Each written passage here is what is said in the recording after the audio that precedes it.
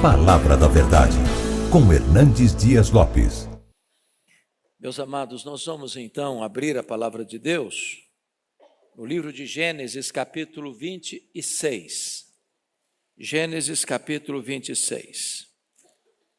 Leremos do verso 1 ao verso 33. Lido o texto, por favor, mantenha a sua Bíblia aberta comigo nesta passagem. Está escrito: sobrevindo fome à terra, além da primeira vida nos dias de Abrão, foi Isaque a Gerar, avistar-se com Abimeleque, rei dos filisteus. Apareceu-lhe o Senhor e disse: não desças ao Egito, fica na terra que eu te disser, habita nela, e serei contigo e te abençoarei. Porque a ti e a tua descendência darei todas estas terras, e confirmarei o juramento que fiz a Abraão teu pai. Multiplicarei a tua descendência como as estrelas dos céus, e lhe darei todas essas terras. Na tua descendência serão abençoadas todas as nações da terra, porque Abraão obedeceu a minha palavra e guardou os meus mandamentos, os meus mandados, os meus preceitos, os meus estatutos e as minhas leis. Isaque, pois, ficou em Gerar. Perguntando-lhe os homens daquele lugar a respeito de sua mulher, disse: é minha irmã. Pois temia dizer: é minha mulher. Para que, dizia ele consigo, os homens do lugar não me matem por amor de Rebeca, porque era formosa de aparência. Ora, tendo Isaque permanecido ali por muito tempo, Abimeleque, rei dos filisteus, olhando da janela, viu que Isaque acariciava a Rebeca, sua mulher. Então Abimeleque chamou Isaque e lhe disse: é evidente que ela é tua esposa. Como, pois, disseste, é minha irmã? Respondeu Isaque: porque eu dizia, para que eu não morra por causa dela. Disse Abimeleque: que é isso que nos fizeste? Facilmente algum do povo teria abusado de tua mulher, e tu atraído sobre nós grave delito. E deu esta ordem a todo o povo: qualquer que tocar a este homem ou a sua mulher, certamente morrerá. Semeou Isaque naquela terra, e no mesmo ano recolheu 100 por 1, porque o Senhor o abençoava. Enriqueceu-se o homem, prosperou, ficou riquíssimo. Possuía ovelhas e bois e grande número de servos, de maneira que os filisteus lhe tinham inveja. E por isso lhe entulharam todos os poços que os servos de seu pai haviam cavado nos dias de Abraão, enchendo-os de terra. Disse Abimeleque a Isaque: aparta-te de nós, porque já és muito mais poderoso do que nós. Então Isaque saiu dali e se acampou no vale de Gerar, onde habitou. E tornou Isaque a abrir os poços que se cavaram nos dias de Abraão, seu pai, porque os filisteus os haviam entulhado depois da morte de Abraão, e lhes deu os mesmos nomes que já seu pai lhes havia posto. Cavaram os servos de Isaque no vale e acharam um poço de água nascente. Mas os pastores de Gerar contenderam com os pastores de Isaque, dizendo: esta água é nossa. Por isso chamou o poço de Ezeque, porque contenderam com ele. Então cavaram outro poço, e também por causa desse contenderam. Por isso recebeu o nome de Sitna. Partindo dali, cavou ainda outro poço. E como por esse não contenderam, chamou-lhe Reobote e disse: porque agora nos deu lugar o Senhor e prosperaremos na terra. Dali subiu para Berseba. Na mesma noite lhe apareceu o Senhor e disse: eu sou o Deus de Abraão, teu pai. Não temas, porque eu sou contigo. Abençoar-te-ei e multiplicarei a tua descendência por amor de Abraão, meu servo. Então levantou ali um altar e, tendo invocado o nome do Senhor, armou a sua tenda. E os servos de Isaque abriram ali um poço. De Gerar foram ter com ele Abimeleque e seu amigo Alzate Ficol, comandante do seu exército. Disse-lhe Isaque: por que viestes a mim, pois me odiais e me expulsastes do vosso meio? Eles responderam: vimos claramente que o Senhor é contigo. Então dissemos: haja agora juramento entre nós e ti, e façamos aliança contigo. Jura que nos não farás mal, como também não te havemos tocado, e como te fizemos somente o bem, e te deixamos ir em paz. Tu és agora o abençoado do Senhor. Então Isaque lhe deu um banquete, e comeram e beberam. Levantando-se de madrugada, juraram de parte a parte. Isaque os despediu e eles se foram em paz. Nesse mesmo dia, vieram os servos de Isaque e, dando-lhe notícia do poço que tinham cavado, lhe disseram: achamos água. Ao poço chamou-lhe Seba, por isso Berseba é o nome daquela cidade até o dia de hoje. Amém. Lições do deserto é o que nós vamos tratar com vocês a partir de agora.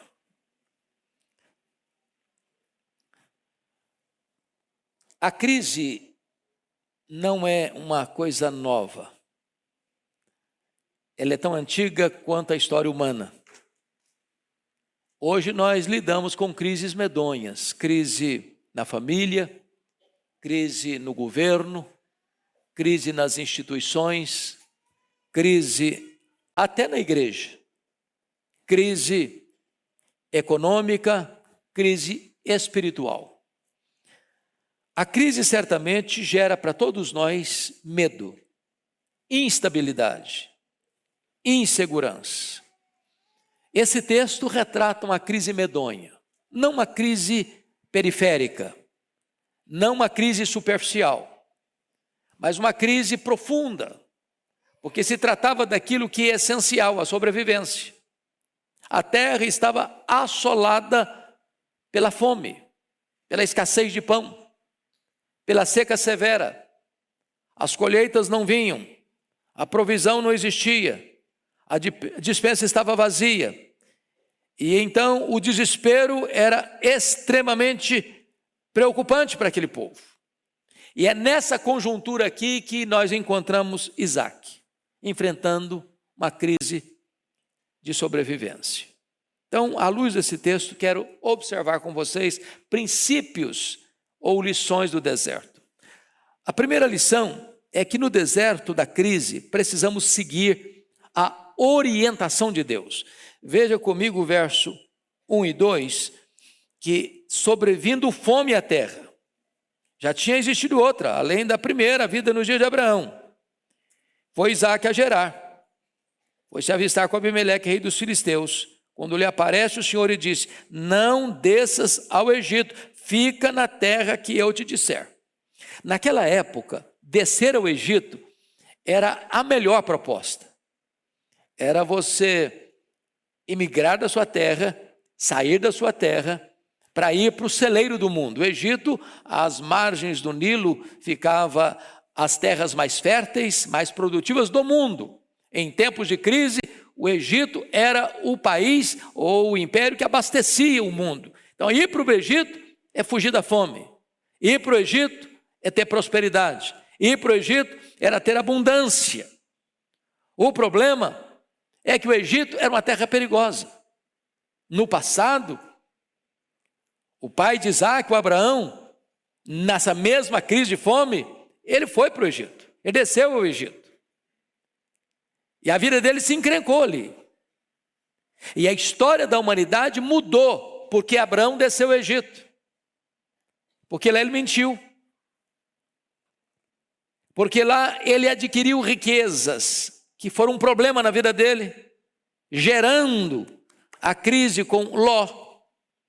Lá no Egito, a mulher dele leva uma serva, Agar, que vai dar origem a um outro povo, os ismaelitas, que vai ser uma complicação para Abraão e para a história dos homens. Deus está dizendo para Isaque: agora você não vai descer ao Egito. Pode ser mais fácil? Pode ser mais favorável? Você pode fugir da carranca da crise, mas nem sempre você fugir é a solução. Elimeleque, Noemi, Malom e Quilion fugiram de uma fome em Belém. Buscando a vida, encontraram a morte. Buscando a sobrevivência, encontraram a doença. Buscando fugir da crise e da fome, não puderam fugir da realidade da morte. Então tem horas, meu irmão, que fugir não é a solução. Encare a crise, enfrente a crise e, sobretudo, obedeça a orientação de Deus. Se Deus está falando não faz, você não deve fazer. Não vá, você não deve ir. Porque Deus está no controle das circunstâncias da sua vida. Segunda lição do deserto. No deserto da crise, precisamos nos voltar para as promessas da palavra de Deus. Você não é guiado por aquilo que você vê, você não é guiado por aquilo que você sente, você não é guiado por aquilo que você percebe à sua volta, você é guiado pelas promessas de Deus. Então, confira comigo os versos 3 a 5. Deus disse assim: habita nessa terra, terra de Gerar, eu serei contigo e te abençoarei. Ou seja, ficar em Gerar é ficar na crise. Ficar em Gerar é ficar na terra da escassez. Ficar em Gerar não é seguro. Mas é nessa geografia da crise que Deus diz: é aí que eu vou abençoar você. É aí que eu vou proteger você. É aí que eu vou fazer milagre na sua vida. É aí que você vai ser abençoado. É aí que a sua descendência vai se multiplicar como as estrelas dos céus.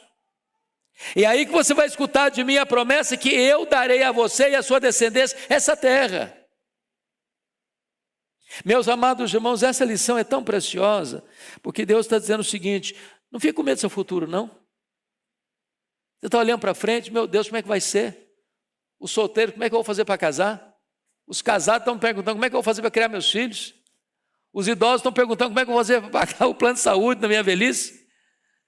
Como é que eu vou fazer quando os meus filhos não puderem me acolher em casa na velhice? Vou para um asilo, vou para uma casa de repouso, vou ter alguém para cuidar de mim? Talvez você está preocupado com amanhã, com o futuro. Mas Deus prometeu que nunca vai desamparar você. Deus prometeu que nunca vai abandonar você. O seu futuro está nas mãos de Deus. Então, o que você precisa é alimentar-se das promessas de Deus e colocar o seu futuro nas mãos desse Deus da providência. Terceira lição do deserto. No deserto da crise, nós precisamos obedecer a Deus sem racionalizações. Olha o verso 6 comigo. Isaac, pois, ficou em Gerar. Eu gosto disso aqui. Deus um dia chegou para Abraão, lá em Ur dos Caldeus, e disse: sai da tua terra. Agora, muito tempo depois, Deus diz para Isaac: fica nessa terra. Para onde Deus diz sai? Para onde Deus diz fica. Isaac não questionou, Isaac não postergou, Isaac não arranjou desculpas.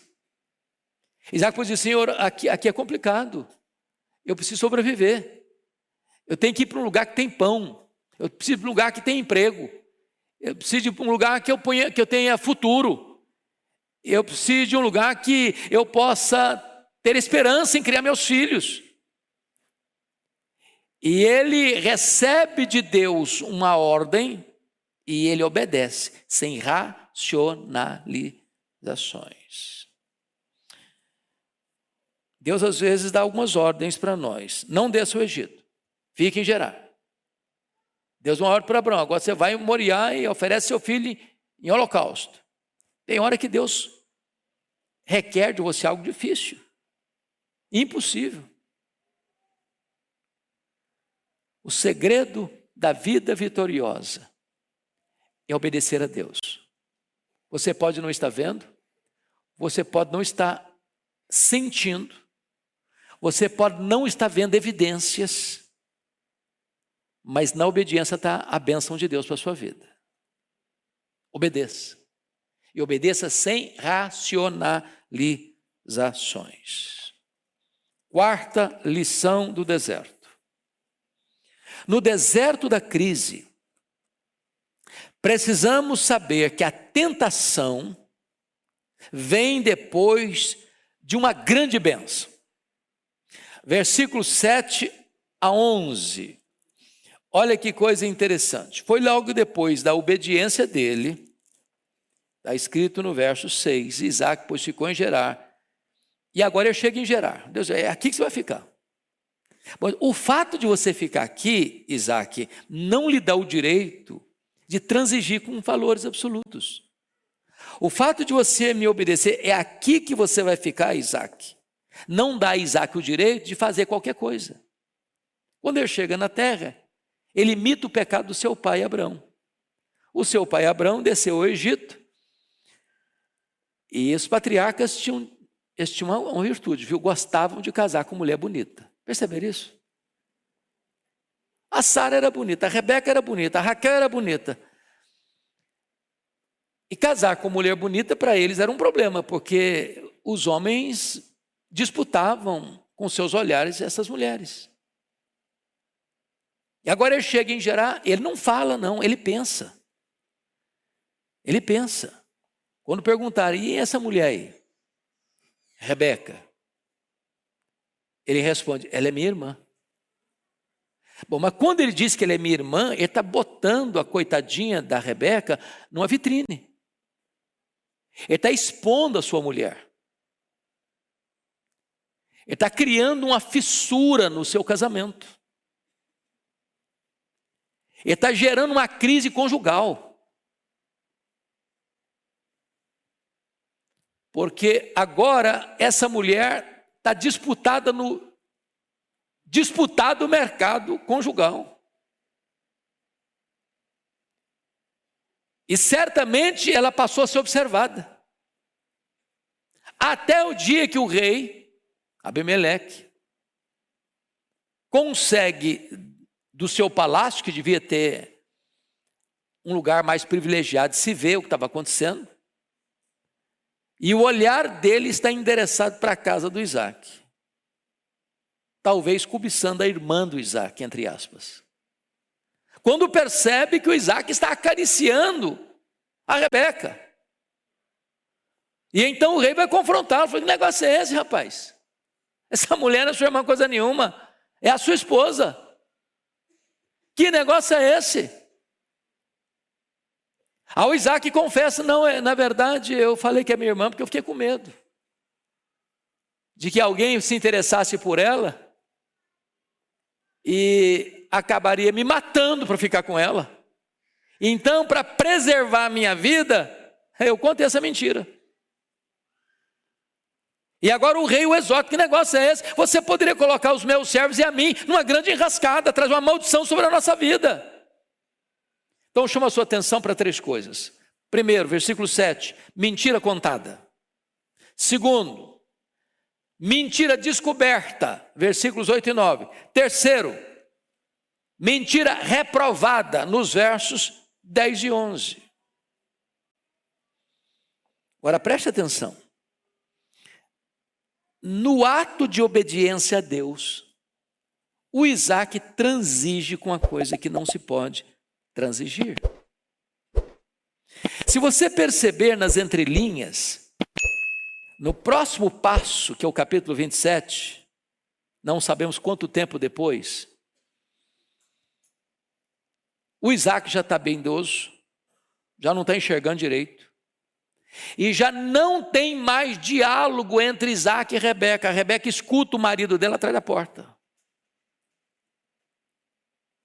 Até parece-nos que o escritor bíblico tem a intenção de mostrar-nos que a mentira dele, expondo a sua mulher, vai gerar uma crise tal na relação conjugal, que acaba a confiança, acaba a espontaneidade. Porque notem vocês que a atitude de Isaac é covarde.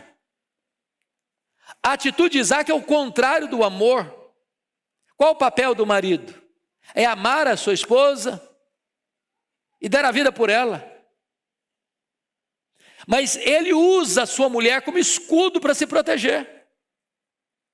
E em vez de botar o peito na frente, não, ela é minha mulher e eu vou defendê-la até a morte. Não, ele usa a sua mulher como escudo para se proteger da morte. Enquanto o amor é outro centralizado, o amor de Isaac é um amor egoísta. Ele gosta dele. E está pronto a usar a sua mulher para se proteger. Então notem vocês que em tempo de crise, uma das coisas que se precisa preservar é o casamento. Porque às vezes na crise as pessoas descuidam do casamento.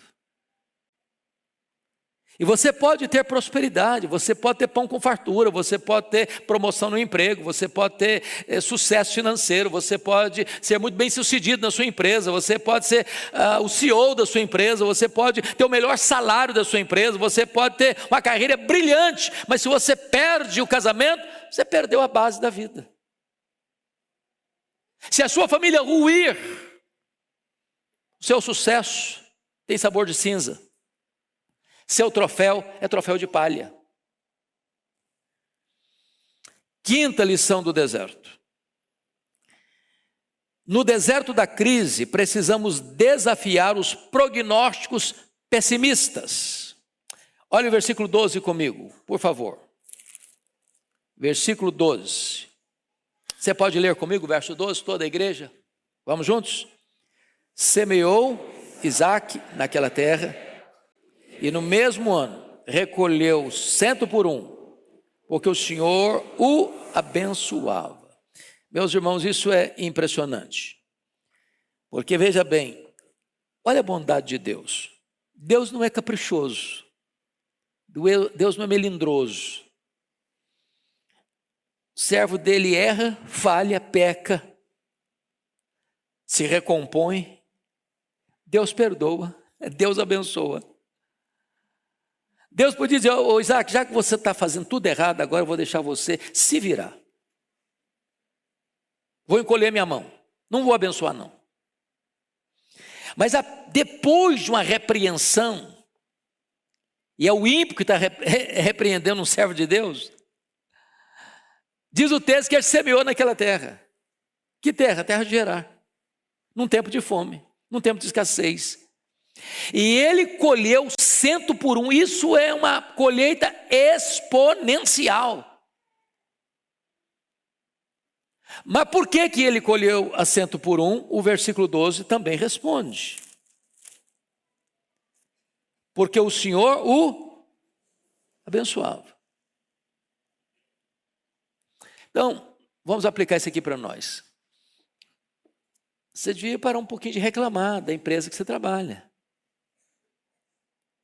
Do lugar que você faz, está fazendo a coisa acontecer. Porque em vez de ficar dizendo: não, isso aqui não chove, isso aqui não adianta plantar, isso aqui todo mundo já plantou, não funciona, aqui não vai dar certo, aqui não prospera, a crise aqui não tem saída. Quanta gente olhando para o Brasil desse jeito. Converso com gente de norte a sul do Brasil, tem muita gente desanimada. Tem muita gente que, se tiver uma chance, vai embora.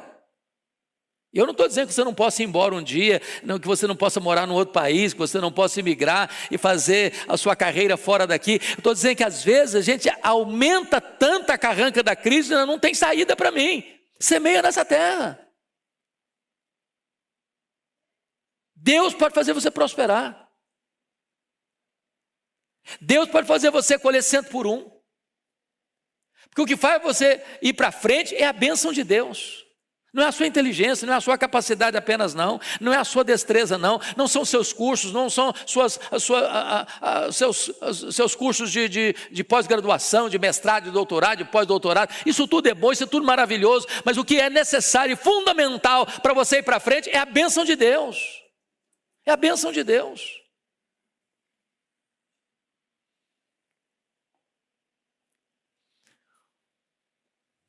Tinha um exército fugindo de um homem há 40 dias. A crise era tamanha que ninguém tinha coragem de achar que esse quadro podia ser revertido. Chegou um rapazinho lá. Diz: mas que negócio é esse? Que crise é essa? Que gigante é esse? O problema desse gigante não é comigo não. Esse gigante está afrontando é o Senhor dos Exércitos. E ele não vai ter comigo, não, ele vai ter com o Senhor dos Exércitos. E eu vou contra ele em nome do Senhor dos Exércitos. Você vai encarar a crise, você vai encarar o seu Gerar em nome do Senhor dos Exércitos. E você vai semear, e você vai semear com fé. E a bênção de Deus vai fazer você colher 100 por 1. É isso que o texto quer dizer para nós. Agora, se você ler o texto todo, você vai perceber que tem muita gente que quer a bênção de Deus de braço cruzado, deitado numa rede, tomando água de coco no canudinho. O cara quer prosperar, mas não estuda. Ele quer passar no concurso, mas não estuda. Ele quer crescer, mas não rala. Leia o texto do capítulo 26, e ele se tornou o quê? Um especialista em cavar poços. Ô, gente, no deserto tem água como? Tem que cavar poço. Tem que cavar poço.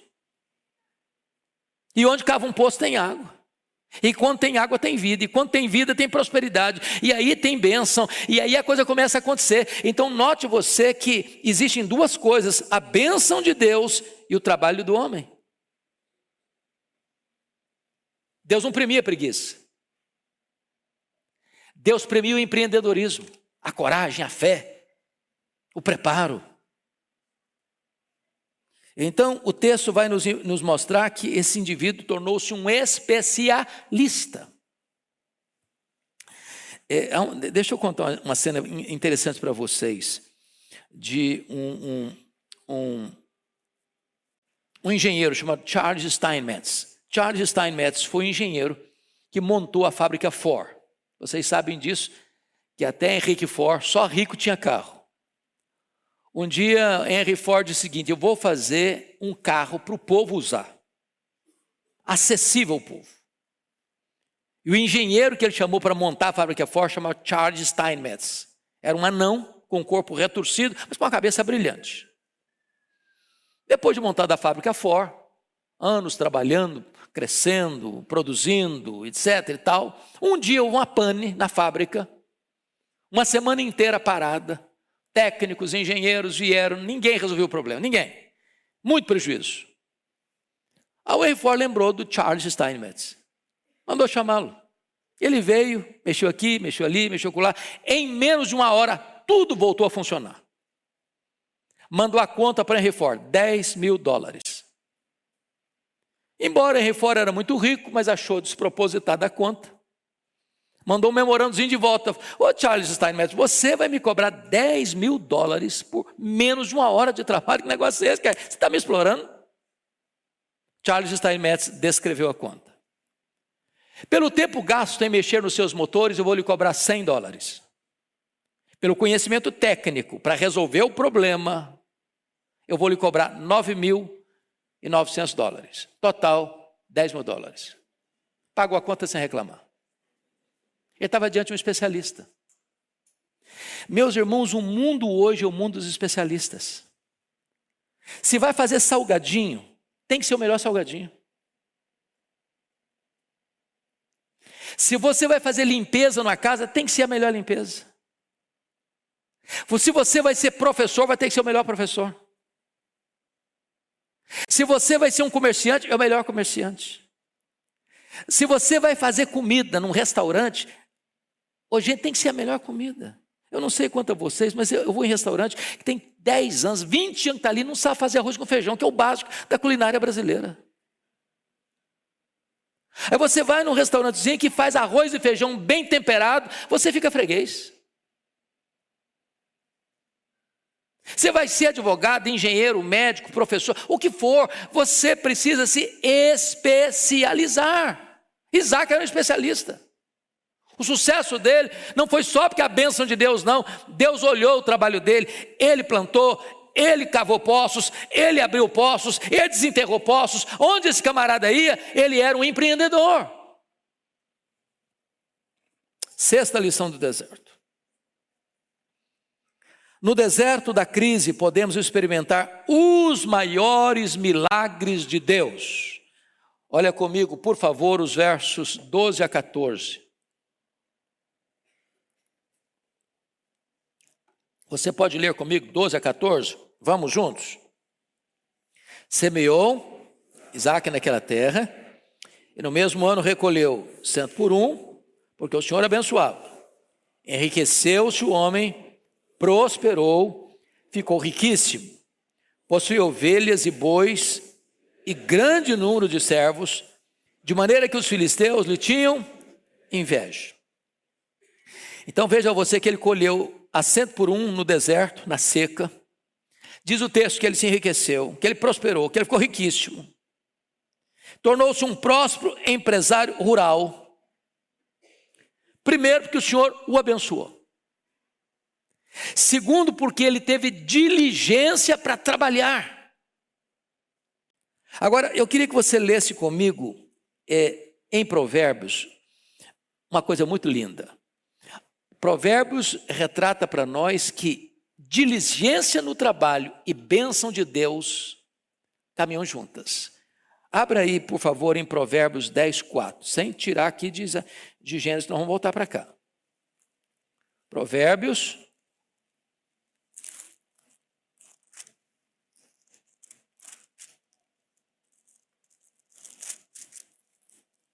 versículo 10, versículo 4.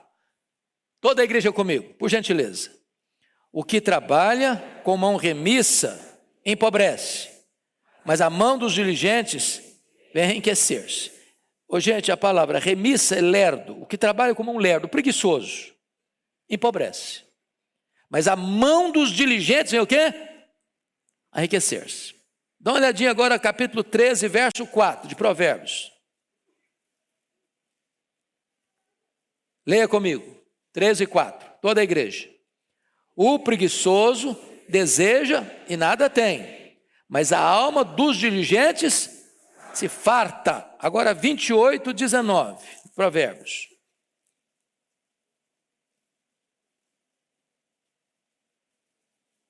Vamos lá? Todos juntos? O que lavra a sua terra virá a fartar-se de pão, mas o que se ajunta a vadios se fartará de pobreza. Então preste atenção, Deus é o Deus que abençoa, mas abençoa quem? Quem bota a mão no arado, quem trabalha, quem sua camisa. Vou falar igual a Orival, vocês estão entendendo o que eu estou falando? Muito bem. O que é curioso é que Isaac não prosperou na passividade. Ele plantou, ele cavou poços, ele investiu, ele suou a camisa. Agora, eu estou falando de coisas materiais, que é o texto, mas vamos pensar nas coisas espirituais. Você tem lido a sua Bíblia? Você tem vida devocional? Você tem andado com Deus? Você tem semeado nesta terra da vida com Deus? Porque nós não vamos colher, irmãos, os frutos de uma vida espiritual plena se nós não investimos, se nós não oramos, se nós não obedecemos, se nós não somos fiéis a Deus. Sétima lição do deserto. No deserto da crise, precisamos estar preparados para enfrentar oposição sem azedar o coração. Você acha que nós vivemos num mundo de concorrência hoje? As empresas ficam competindo umas com as outras? O sistema não é draconiano. O sistema hoje não é de querer construir o seu sucesso sobre os escombros do fracasso do outro. O outro tem que perder para eu ganhar. Tem 2 vagas na empresa. Para você entrar, o outro não pode entrar. Se o outro entra, você fica lá de fora. É o mundo da concorrência, da disputa. O problema é que quando Isaac começa a plantar e a colher e a prosperar e a cavar poços e tem água nos poços, o que começou a acontecer? Eles vieram e enterravam os poços dele. Hoje, gente, água ajuda todo mundo, mas tem gente que não suporta ver você avançar. Ele morre, mas ele morre feliz de ver que você não está conseguindo usufruir o que você trabalhou. Eles enterravam os poços do Isaac. O Isaac cavava um poço aqui, chegavam lá e disputavam o poço com ele. Não, esse aqui é meu. Não era deles, mas ele é meu. Então preste atenção nisso. No mundo que vivemos, como na época de Isaac, vai ter o problema da inveja, vai ter o problema de alguém querer nos bastidores te prejudicar. A questão é como é que você reage a isso. Você vai entrar no jogo? O Isaac nunca declarou uma guerra. É seu? Tá bom, fica aí, eu vou para frente. Ah, esse aqui é meu também. Tá bom, fica aí, eu vou para frente. Ah, enterrou meu poço. Eu desenterro. Porque se você entrar nessa briga, você azeda a alma. E se você azeda a alma, você pode ganhar todas e perder ao mesmo tempo. É por isso que Paulo diz assim: sofra o dano. É melhor você sofrer o dano que ganhar uma batalha e ficar com a alma amargurada.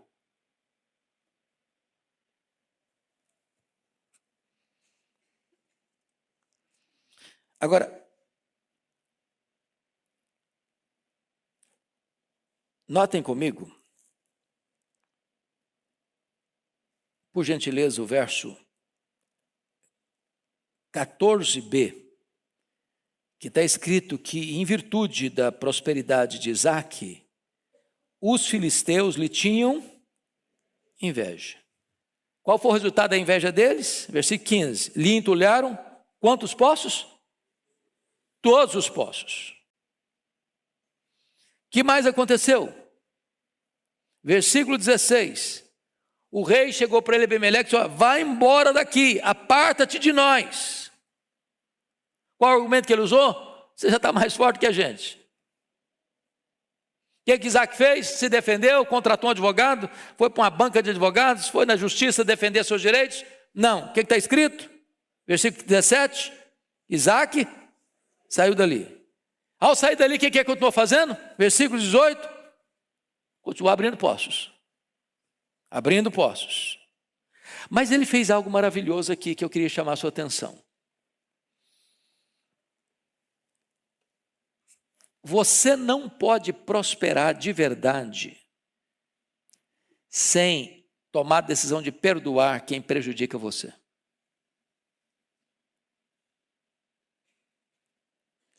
O Isaac podia até ter saído ali, mas sair com a alma amargurada. E um homem de alma amargurada não prospera. Ele pode ganhar muito dinheiro, mas não é próspero. Porque uma coisa é rico e prosperidade é outra coisa. Tem gente rica que não é próspera. Tem gente pobre que próspera.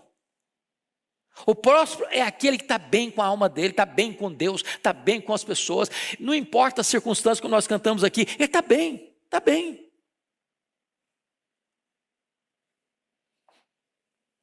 Oitava lição do deserto. No deserto da crise, precisamos reabrir as antigas fontes sem deixar de cavar novos poços. Por favor, eu queria que você lesse aqui versículo 18 comigo. Põe na tela versículo 18. Todos nós juntos.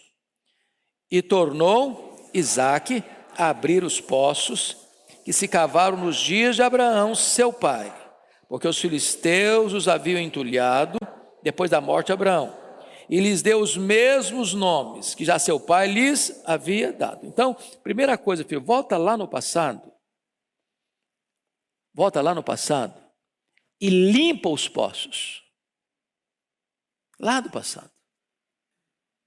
Está cheio de entulho, tem água lá, mas não está brotando. Quantas coisas que já brotaram no passado, na nossa vida, que hoje não brotam mais, porque foi entulhado, tem terra, tem lixo. Precisa tirar o lixo, precisa desenterrar isso, limpar isso, limpar o coração, limpar as emoções, limpar a memória, limpar a mente. Este homem, ele reabre os poços antigos, mas ele não vive só de passado. No passado, seu pai cavou poços e os filisteus entulharam os poços. Diz: mas eu vou desenterrar os poços que foram entulhados, mas eu não vou ficar preso ao passado, não. Eu não vivo só de memórias, não. Eu não vivo só de lembranças, não. Eu não vivo só de tradição, não. Eu vou cavar novos poços, eu vou além do que o meu pai fez, eu vou para frente, eu vou conquistar mais do que o meu pai conquistou. Convenhamos aqui. Quem tem mais de 60 anos aqui no auditório como eu? Eu não sei quanto a vocês, mas a maioria de nós aqui viveu num berço difícil. Foi ou não foi? Não tem essa vida mole que tem hoje, não. Tem não.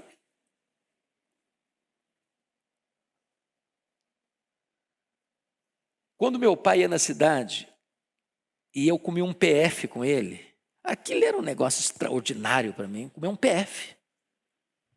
Oferece um PF a um adolescente hoje, vai rir da sua cara.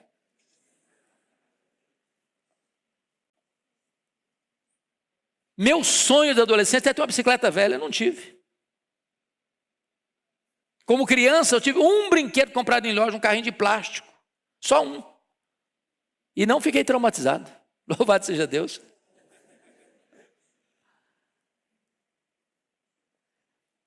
A nossa geração tem o dever de ser melhor que a geração dos nossos pais. Muito mais ferramentas nas mãos, muito mais oportunidades nas mãos, muito mais condições nas mãos. O Isaac foi além do seu pai. Ele destapou os poços do seu pai, mas ele cavou novos poços, ele foi para frente, ele conquistou novos horizontes.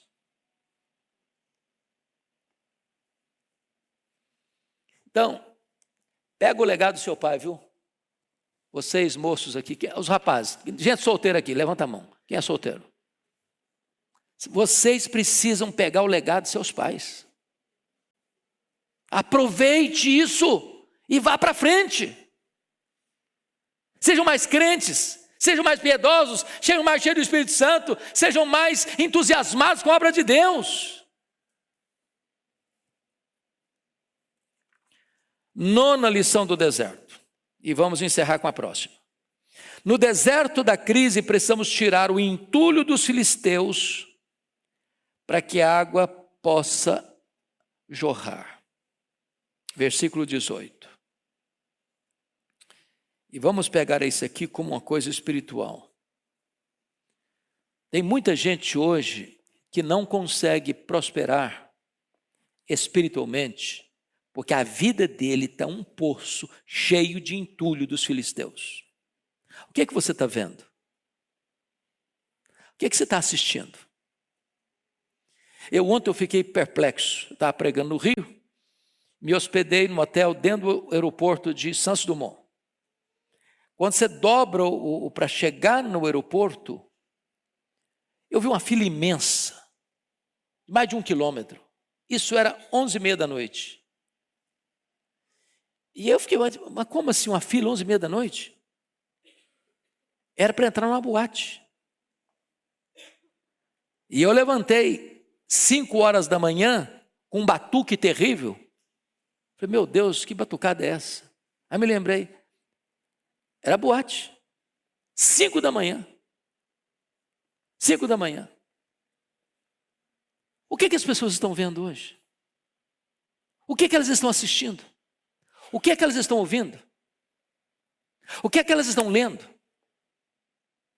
Quais são as filosofias que elas estão abraçando? Quais são as ideologias que estão rondando a mente delas? Isso é entulho de filisteu. É preciso desenterrar isso, é preciso limpar isso, é preciso tirar esse entulho, é preciso tirar esse lixo.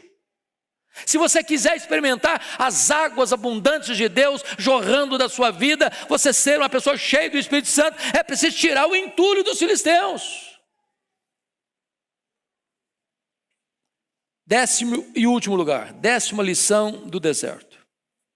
No deserto da crise, precisamos misturar liturgia com trabalho. Versos 24 e 25. Você pode ler comigo? Vamos juntos? Na mesma noite, lhe aparece o Senhor e disse: Eu sou o Deus de Abraão, teu pai. Não temas, porque eu sou contigo. Abençoar-te-ei e multiplicarei a tua descendência, por amor de Abraão, meu servo. Então levantou um altar e, tendo invocado o nome do Senhor, armou a sua tenda. E os servos de Isaac abriram ali um poço. Tem poço e tem altar. Tem poço e tem altar. Tem altar e tem poço. Você trafega do trabalho para a casa de Deus com a mesma devoção. Você adora a Deus cavando poço. Você adora a Deus levantando altar. Foi isso que os reformadores entenderam. A sacralidade de todo o trabalho honrado que você faz. De limpar a casa, a fazer um curso de pós-doutorado. Você está adorando a Deus. A mesma liturgia. É isso que faz diferença. Se você vai para o trabalho reclamando, murmurando, amaldiçoando o seu trabalho, você perdeu a bênção. Mas se você está lá cozinhando, se você está lá varrendo a casa, se você está lá escrevendo um livro, se você está lá fazendo o seu comércio, se você está lá estudando, se você está lá vendendo, se você está lá advogando, se você é o professor, se você é o engenheiro, você é o médico, você é o advogado, se você é o empresário, se você é o empregado, você faz isso para a glória de Deus, e você trafega do poço ao altar, do altar para o poço com a mesma devoção. A sua vida é litúrgica, é o culto da vida, é o que agrada a Deus. Concluindo, tem alguém no deserto aqui?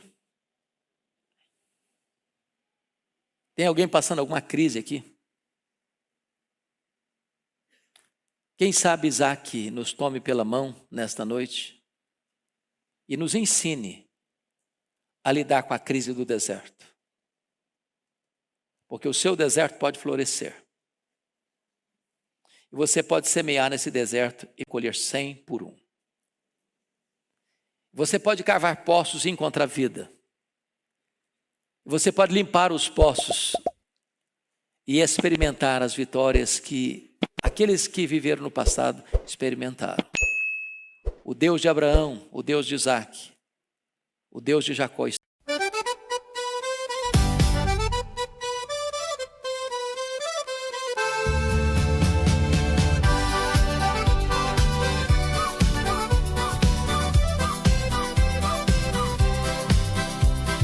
25 gradi a febbraio, c'è chi dice giorno perfetto per andare al mare, ma noi ci abbiamo un'altra idea, ce ne stiamo a casa. Alle 8:15 parte la spedizione, da San Vito dei Normanni direzione San Michele, un uomo con la coppola grida è tutto chiuso, oggi non si lavora. Che confusione, siamo in 20. Che confusione, voglio la parmigiana. Dove il vino? Che confusione, a chi tocca apparecchiare. Non ci sono più forchette, non ci sono più piatti, non c'è più spazio nel frigorifero, non ci sono più sedie, non ci sono più bicchieri, non ci sono più coltelli, non ci sono più cucchiai, non c'è più spazio nel frigorifero, non ci sono più sedie, non ci sono più bicchieri. Che confusione, siamo in 20. Che confusione, voglio la parmigiana. Dove il vino? Che confusione, a chi tocca apparecchiare.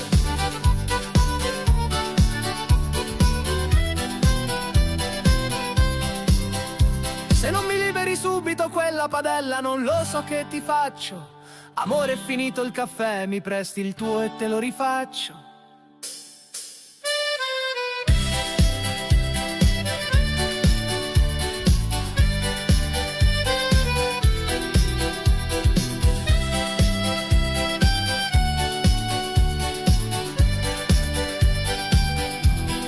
Che confusione, siamo in 20. Che confusione, voglio la parmigiana. Dove il vino? Che confusione, a chi tocca apparecchiare.